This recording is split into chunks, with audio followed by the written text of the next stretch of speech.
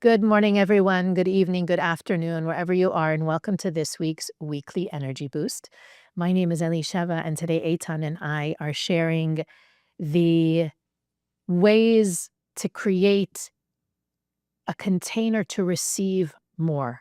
And it's a topic in Kabbalah that we cover in different ways and different times, but this week is really giving us a powerful opportunity to strengthen our desire and also shift our relationship with giving, which we're going to see in a few minutes how they're so deeply connected, but really to unlock an experience of light and fulfillment and blessing in our lives that we maybe don't even think is possible. And together with the new moon of Pisces that's this week, we also have an additional opportunity to plant seeds and create an awakening that can last us not only for the next 7 days, but for the entire month to come. Weekly Energy Boost is a 7-day spiritual weather forecast where we provide our listeners with the most practical and powerful tools to navigate the coming 7 days. We do that by gleaning through the wisdom and tools of Kabbalah and offering practical tools and wisdom that can be helpful any week of the year, any year of your life. And so as we have this combination of these two influences, we really get to upgrade our our journey, let's call it, in life, not only as receivers, what can I gain? How can I increase my capacity to receive?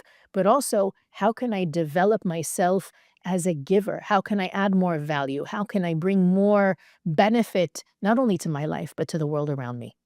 So, Eitan, where should we begin? So let's start with desire. Let's start with desire.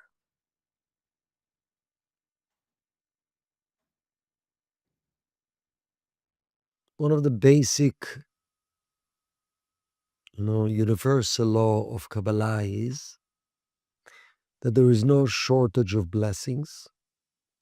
There's no shortage of the light of the Creator. There's no shortage of miracles. And there's no shortage of the most amazing, flawless light and life filled with magic in our life. The only thing that is missing is the vessel to reveal it. What is a vessel, Kabbalistically? Is a desire. Desire. So, one of the things that we all came to develop as part of developing our strong consciousness, strong awareness, shifting our perception in life. One of the things that daily each one of us Kabbalistically came to develop is stronger desire for the light of the Creator. And what does it mean? What does it mean strong? Everybody would say, of course I want the light. But the questions is like this. There's two types of desire. Soul desire and ego desire. And there's many levels of this desire. My soul is beautiful and perfect. In the depth of my soul, I crave and desire to connect and to experience the infinite awesome power of the universe, the light, because by connecting, I can share it through me. That's the desire of my soul. It's already there. The desire of the ego is the opposite. Who cares about the light? I want to feel good now. I want to remove pain now. I want to relieve my pain, to express my reactivity, to suppress some feelings that might put me in dangers, to not follow through with my commitment because it's uncomfortable. I want comfort. Ego desires I want comfort. And sometimes I'm willing to go to beyond comfort as long as the I, the me, the limited me, the selfish me will get what it wants. So if soul desire, ego desire. Our goal in life is gradually to embrace and to adapt my soul desire into my body, into my mind, into my heart, into my actions in this physical world. We all have both. It's part of the test of life. But our goal is every day to strengthen my soul desire. Soul desires desire for the light. Soul desire for true purpose. Soul desires to reveal the good that available right now. Soul desire to truly grow in a long term. Soul desires to do the right thing that I believe in, even though I don't see results right now. Soul desires to pursue study that will help me to get closer to the Creator. Soul desires to have real relationship in my life in a soul level, regardless what people say. So how do you strengthen it? How do you strengthen it? One of theirs, then I'll let you, Elisheva, share. In time of conflict, when you see clearly, wow, my soul desire, my ego desire is to quit what I'm doing now. My soul desire is to persevere because that's when I'm getting closer to the light. Then my ego saying, but you don't see any results. But my soul say, it's okay. You're going through a process of expanding your vessel, strengthening your desire. When you go against resistance forces and you persevere, even though what you're actually doing internally, you expand your vessel, your capacity for the light. This is moment of true spiritual surgeries. So those moments of conflict, I want to quit, stay in, persevere with the discipline, focus on it. You actually gradually expanding the desire of the light. That's one example of expanding desire. Another time, facing a challenge. The ego part of you wants to react because it's all about instant gratifications and fix. Your soul saying, one second, there's a hidden opportunity for growth and for light and for elevations and to become someone else and to unleash powerfully yourself. Stop, pause 1 second. Don't pause and suppress the feeling of the ego. No, pause and change your desire. What do I really want? I want growth. I want raising my consciousness. I want more trust. I want to connect to the hidden opportunity that's available right now. So that moment of struggle, it's not just don't react, everything will be good. In that moment, the fact that you force yourself, your body, to act as if you are governed by the soul, you gradually getting close to your soul desire. Because at the end of the day, what's governing your decisions? That's an important concept. Decisions which you follow through with actions. What's governing your decisions? Your ego desires or your soul desires? That's a big thing. You know what? I don't want to talk to them. I have an issue with them. I don't feel like confronting them. I rather just push it away, let it go. Who needs it? My soul saying, I know if I'm not going to confront and have real conversation from the heart, even though it's so uncomfortable for me to be vulnerable about it, I'm not growing. And my soul saying, go for it. But it's uncomfortable. So what decisions are making? Decision to follow your soul desire or decision to follow your ego desire? When it's a conscious decision, it's not ideas and philosophies. We live in this physical world. At the end of the day, awareness supposed to lead us towards decisions and then actions. And when you follow your decisions, your soul desire, your soul clarity, you expand your desire. Ego desire is a very small desire. Comfort, feel good, feel loved by others. Soul desire is I want nothing less than my unlimited potential, which is the light of the Creator. So every time you make decisions based on soul clarity or soul desire, and even though you don't feel it, you harness your body and your life, follow the soul. Then you gradually shift and imprint in your cells of your body the soul of your, the desire of your soul. Elisheva? What I wish I wish there was something I could say or do to emphasize how important what you just said is, because the whole people say, "Okay, well, what do I do about the" half the work is setting the intention and getting ahead of your thoughts and your desires before they get to that level of reactive and attached and controlling. I spoke with somebody this week, and it's funny because I think what you're sharing, it's easier to apply in our interpersonal relationships. Right? You have your the people that you love the most, you can see clearly, I desire for us to be close and for there to be love and for there to be harmony, and I want to be driven by my soul in those relationships. But I think when it comes to money and work, because they're very physical endeavors, we need money at the end of the day, we need to sign a deal, we need to close a contract, we need to move product.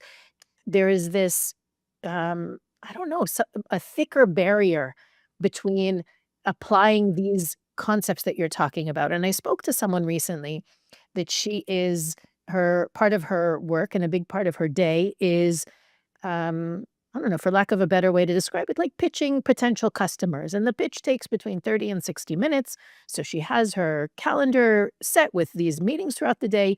And of course, if somebody goes for it, signs up, there's different series, the process continues onward. But when someone takes her time and doesn't go with the program, it's really difficult.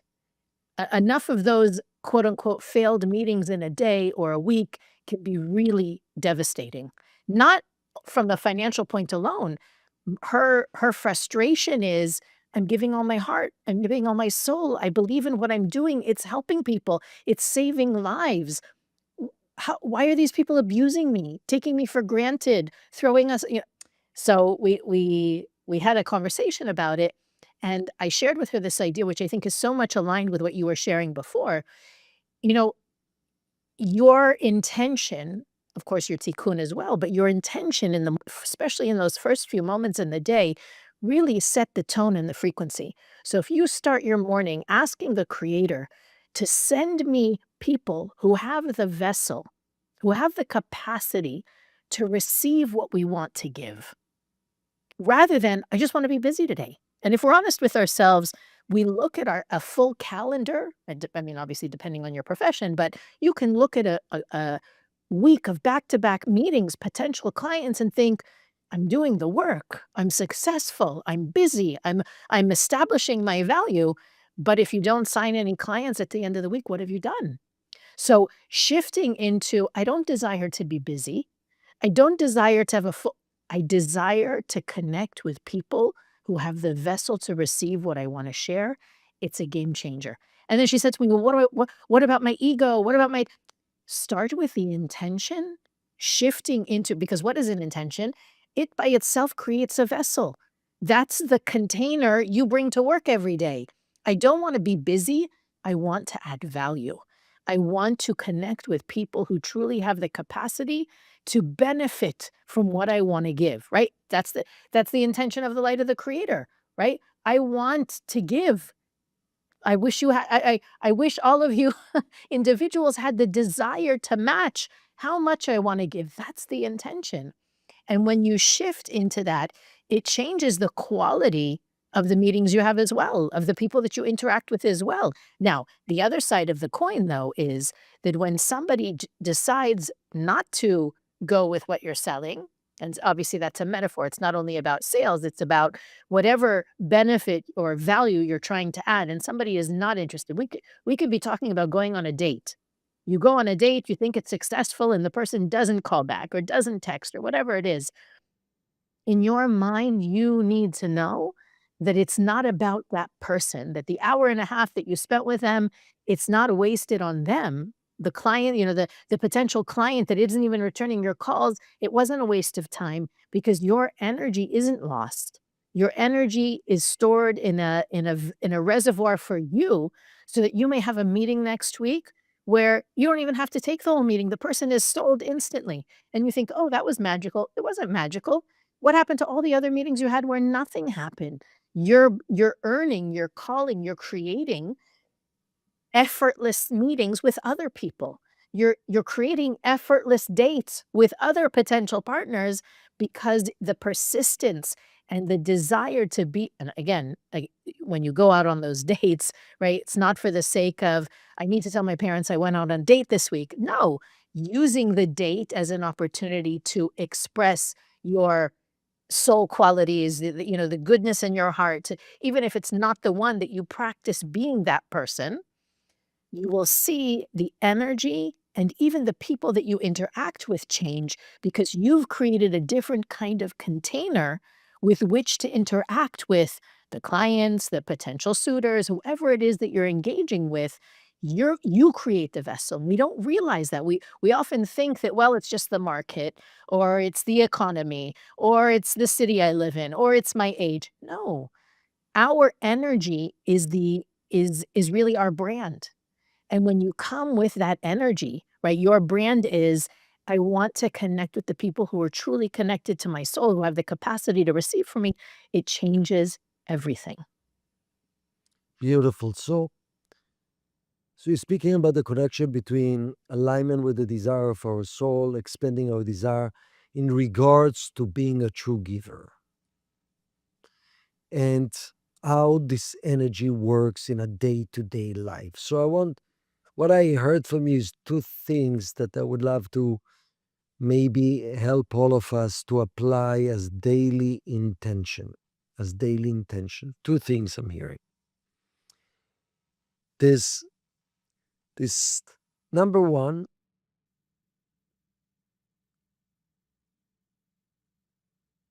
where do I want to get?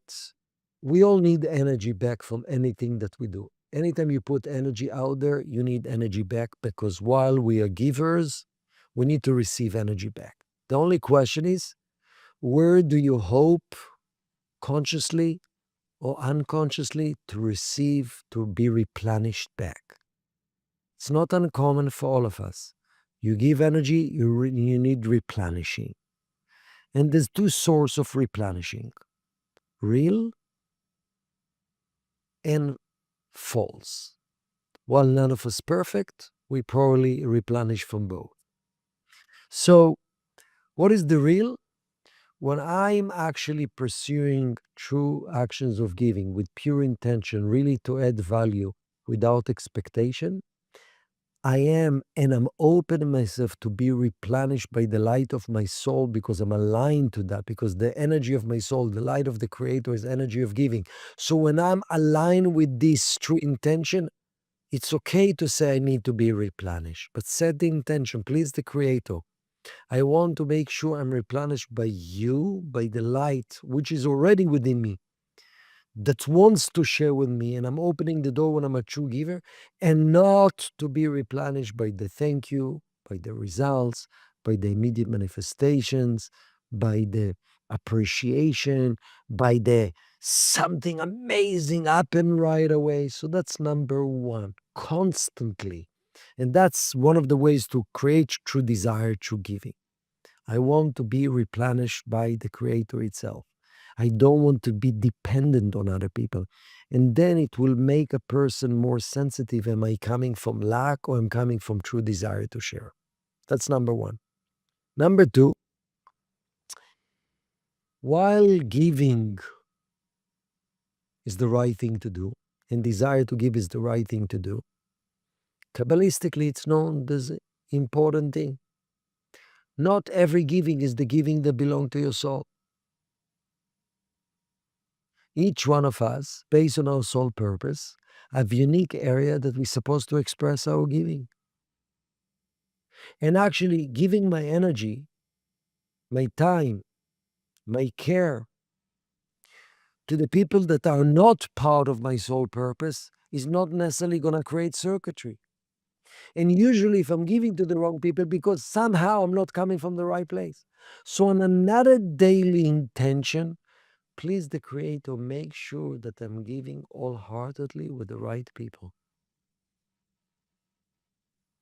And if it's the wrong people, not that the something is bad, I want to pray for everyone.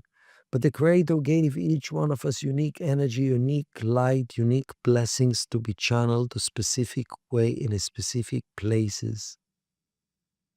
So if I'm giving, I'll say yes because I'm guilty. I don't consider my true purpose. What is the actual giving that I meant to do today? And I'm not suggesting judging people. Of course, when you don't know, just do good.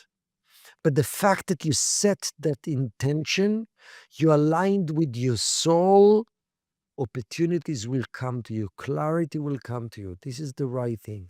Doesn't mean if it's not always because something is comfortable and something is uncomfortable. It has to be comfortable in a soul level. Doesn't mean it doesn't require tremendous effort and seemingly sacrifice.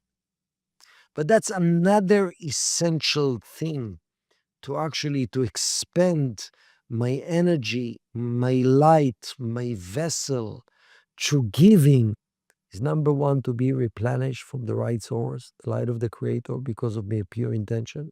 Number two, to channel my energy in the right places. And the fact that you're asking for that, you already open the metaphysical structure to guide you and to attract scenarios and the pieces of the puzzle that are needed in your life.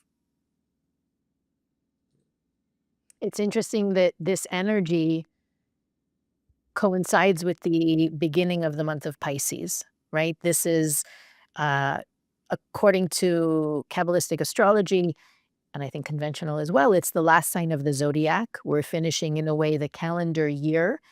Pisces are often considered like the parents of the zodiac.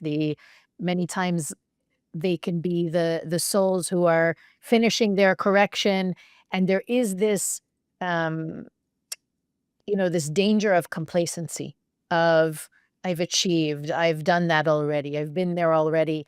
And so to have that, the seed of that month, and we always talk about how the new moon, those 24, 48 hours really help us plant the seed for the entire month to come, to have the month or that energy of potential complacency planted in the week where we have such a tremendous opportunity to grow our desire really exponentially, to be in touch with our soul's true desire, which is infinite. It's really a beautiful, really harmonious combination of energies that can give us. Again, it's of course it's about specifically this week, but that energy, because of the new moon, can last the entire month. So the Kabbalists teach that there's really, I think, in a way, three opportunities this month. And because we're planting the seed this Tuesday, it's a great opportunity to focus on these questions in this week, which are totally connected. The first question is, what do I truly desire? And to be aware, especially in mind of this, in keeping this conversation in mind, right? What are my body or my ego's desires versus what are my soul's desires? The second question to ask is, what makes me truly happy and how can I do more of those things? Again, from the soul happiness, not only from the material happiness. And the last question, which again is so beautifully connected to this week's energy, is where and how can I help bring more light and joy to my family, my community, and the world? So the first two questions are obviously self focused, but really to take that Pisces energy and utilize it, take advantage of it. It comes once a year, and we have the ability, in a way, to expedite our own growth and transformation, our own next level manifesting by asking those questions, especially in these days leading up to the new moon, and then utilizing this month to grow our desire, to grow our happiness, and to grow in the way that we show up and share in the world around us. So I'm very excited for that. Any last thoughts, Eitan, before we send our listeners into the week?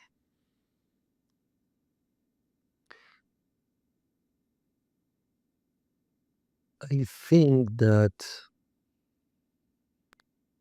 when we speak about desire, very often says, wow, I don't have a big desire enough. If it's for the light, for the right thing. Actually, we have it within us. It's just to activate what's in you. In the world of social media, very often it triggers lack, how I need to be better. And that's actually shrinking our desire. Actually, the real world is I have everything that I need within me, includes the biggest desire. I need just to gradually access it. It's like that when external situations, specifically social media, triggering lack, you know it's actually take you to the wrong places, to external places to feel better about yourself.